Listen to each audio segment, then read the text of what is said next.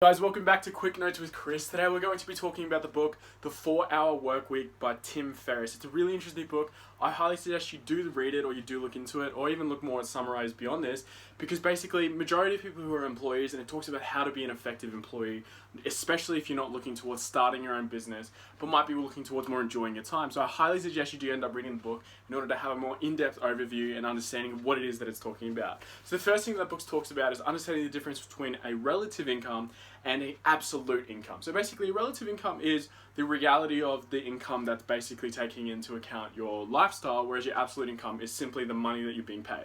So break that down. Let's imagine you take someone who has a $50,000 a year income and someone who has a $100,000 a year income. Now, on paper, you'd think, oh, okay, well, obviously I'd want a $100,000 a year income. But let's pretend for a minute that the $100,000 a year income involves you having to put in about 80 hours a week in order to get that out of it. Right? Realistically, you end up being worth about $25 an hour, right? But if you look at the $50,000 a year income, let's say and realistically you're only working about 10 hours a week, right? That's really $100 an hour. So you have to understand what it is that you work, because the person on the left, the relative income, they have a lot more time, they have a lot more freedom, they have a lot more ability to basically spend their time in places that they want to be rather than the workplace. Whereas a person with an absolute income, although they're making so much money, they might have less time, at sacrifice of less time, and they might not even be in a position to consistently be able to enjoy it or spend it. And that's really what it talks about. The difference between being rich is having a lot of money. But what's the point in having a lot of money if you're not alive to spend it? And the next one is wealth, which is having a lot of time and money. It's sort of a combination between the two. And it's basically wanting to ask the question, what is it that you're looking towards achieving, right? If you can understand that, if you're an individual who is motivated purely by having dollars in their bank account, which nothing is wrong with that, right? Then maybe this book isn't for you. But if you're an individual who's, wants to have a balance between work, lifestyle, and have the ability to do the things that they want, then yeah, you should definitely start to apply or look towards, at the very least, changing subtle things in your workplace in order to basically achieve this type of lifestyle that I was talking about with the 4-hour work week. Now, the thing that it initially talks about is having a low information diet. So I really like this sort of concept, because basically whenever it comes to dieting talks about cutting out the things that are negative towards your health, or negative towards your weight, or negative towards your gain, right? A diet really involves restricting yourself and putting certain barriers on things that you want to enjoy, things that you want to do. And that's the same way that you should approach your life. So first, understand what are things that are time consuming, right? Cut those out. What are the things that are negative? Cut those out. What are the things that are irrelevant to your goals? Cut those out. And outside of that, what's outside of your influence? So anything that basically takes away developing your influence, right, is negative towards you or your basically overall development. Things that are not actively getting you towards your goal. And finally, are time consuming. You want to sort of basically mitigate that, get rid of it outside of your life. You can look towards freeing up more time for the things that you do wish to achieve, right?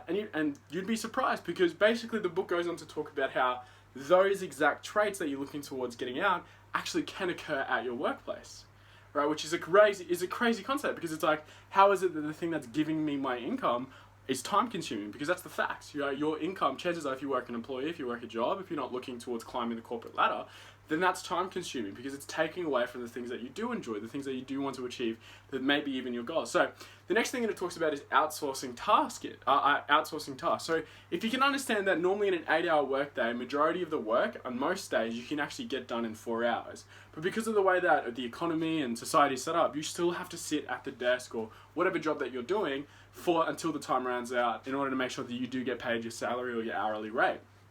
Which is kind of absurd, because if businesses are run based on results, why do they care about the amount of hours that are put in, right? All you should really care about is the work that needs to get to the result that you're looking towards achieving. For example, if your goal throughout the day is to get, let's say you're a lead generator at a sales job, if your goal throughout the day is to get 15 leads, if you accomplish that in the morning, right, in the first couple of hours of work, what's really the point of you staying for the rest of the day? Then that's the question that you need to ask yourself. So it talks about outsourcing certain tasks as well, because you can actually basically capitalize on your time through doing that. There's so many different ways. Like, let's say if you're getting $30 an hour, right, but the task is like, the task needs to get done in, say, like an hour and a half, 2, you can actually outsource that task in order to make sure that you mitigate all the time that you're spending at work to literally a different company. There's a bunch of, like, Taskmaster. Taskmaster is literally an app nowadays where you can outsource just about anything, from cab work to buying groceries to doing literally anything, to capitalize on the time that you have throughout the day, basically freeing up more of it for the time that you want to be spending it, whether it's with your family, working on your goals, starting your own businesses, and so on and so on and so on. It's a really awesome book as well for anyone who's looking towards getting out of that employee mindset, because the thing is, you need your job in order to basically have a consistent income in. Like, that's what you live in a money-based society. You have to have a job in order to make sure that money is coming in. But if you can limit the time that you're spending at the job that you have to do, then of course that frees you up for the rest of the things the other week.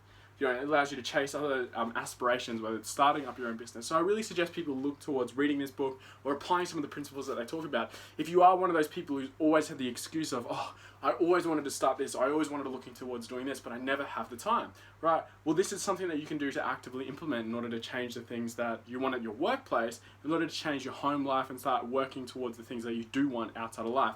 The final thing that it talks about, which in my opinion is probably like a no-brainer, this is something that you should definitely be doing no matter what. It always leverages you to be in a better position, especially if you're working in a job. But it's having a healthy relationship with your boss, specifically the ability to communicate.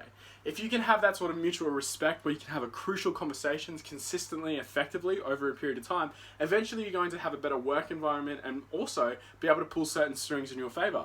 For example, if you do work, say, an office job or any job in particular that literally does take 4 hours to do, and gets done in 8, and you have to stay there for some reason for 8 hours, if you communicate with your boss effectively, you might not work the first time, but you're like, hey, if I get majority of this done in the morning, why do I have to be here? Can I actually go home and start work? Or you can be like, hey, can I go home? Like, I don't actually need to be here. Can I have the days off on Wednesday or Tuesday? It always talks about if you are successful in getting and achieving the ability to potentially work from home or getting the day off, always ask for Tuesday or Wednesday. If you ask for Thursday or Friday or Monday, right, it's too close to the weekend and your boss will think you're trying to slack. When in reality, you're not a slack person, you're just effective by your time. So always ask for Tuesday or Wednesday off when it comes to those types of things, because your boss will never attribute Tuesday and Wednesday to you just wanting to have the weekend off. So basically it keeps a healthy image in your boss's mind of what you're doing, while also that sort of productive, mindset behind the workplace still moving onwards. And a lot of people don't understand that, especially with what's been happening previously in the past, right? So many jobs can actually be done from home, right? You don't need to actually actively be at the workplace, especially to get the things that you need to do.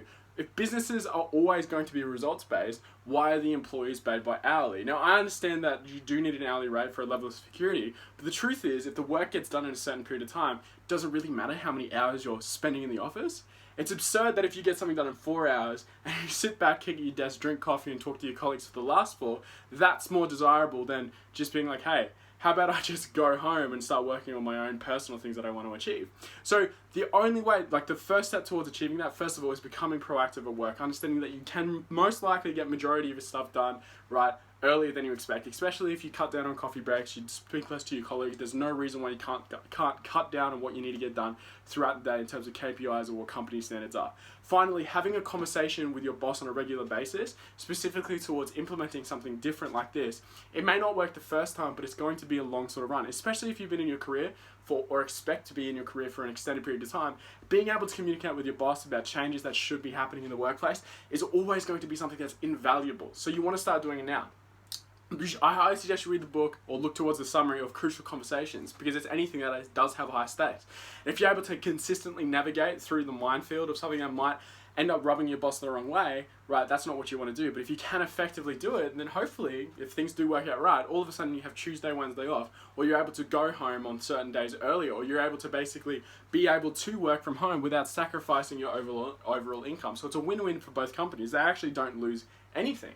In fact, arguably, they have everything to win, because there's less electricity, there's less overhead by you being there, you're spending less time on the computer. Instead, you're at home doing something productive, and from there, you can basically start working towards putting in time in things that are going to benefit you in the long time outside of your job, right? Starting towards figuring out a hobby that you always wanted to do. Right? If you have 168 hours in the week, spending 38 at a job that you aren't necessarily excited at, if you could cut that down in half while maintaining the same income, then imagine the type of possibilities that you'll be able to accomplish if you have that same type of mindset towards basically working on your hobbies, developing your skill set, starting your own business, or most importantly, what a lot of people want to do is spend time with their family. Right? So the way to get there is to summarize, understand the difference between relative income, absolute income. If you're making $1 million, right, but you basically don't have a position to spend it, what's the point of really having it? Relative income is what it's always always going to be about. Value your time rather than your money. Understand that your time is very valuable. It's the most valuable commodity out there, and you can actually outsource a lot of mundane tasks and things that you don't necessarily want to waste your time on in order to overall be a more productive person. First, and then finally, talk to your boss, right? Develop develop a solid communication and a really good relationship in order to potentially be able to master this 4-day work week, understand the results and what they want to achieve out of the business, and then hopefully you'll be able to benefit and put yourself in a position where you can get the best of both worlds. Anyways, guys, that's it for Quick Notes with Chris on the 4-hour work week. But don't let it stop there. Keep looking towards putting yourself in a better state for improvement and a position for success. I'll see you guys in the next one.